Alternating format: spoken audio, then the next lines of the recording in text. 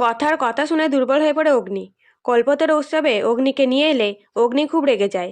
কিছুতেই শান্ত করতে পারে না অগ্নিকে। তখন কথা অগ্নির মাকে বোঝাতে বলে। এদিকে অগ্নির মা কথার কথা শুনে অগ্নিকে বোঝায়।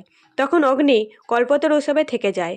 এরপরে কথা অগ্নিকে প্রার্থনা করতে বললে অগ্নি বলে, মা বললো বলে থেকে গেলাম, না তো থাকতাম না, তাই বলে আমি কিছুতেই প্রার্থনা করব না।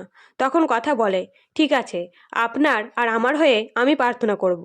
এই বলে অগ্নির মায়ের স্মৃতি ফেরাবার প্রার্থনা করতেই অগ্নি বলে, ঠাকুর তোমরা প্রার্থনা শুনবে কিনা জানি না, তবে কথার বিপদে মিরাকেল হতে দেখেছি, তাই বলছি কথার ইচ্ছে পূরণ করো।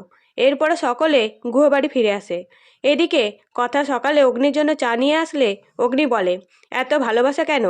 তখন কথা বলে, মায়ের কথা মনে পড়লে আপনার প্রথমে কি মাথায় আসে? তখন অগ্নি বলে, মা ভালো রান্না করতো। তখন কথা বলে, এবার তো মায়ের স্মৃতি ফেরাবার চেষ্টা করতে হবে।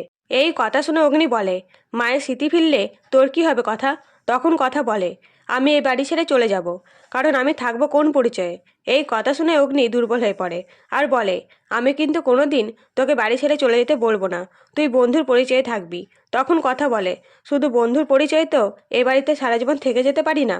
এরপরে কথা অগ্নির মাকে ওষুধ খাওয়াতে গেলে মেজমা দেখে ওষুধ বদলে ফেলার পরিকল্পনা করে। তো নতুন নতুন আপডেট পেতে অবশ্যই সাবস্ক্রাইব করুন। ধন্যবাদ।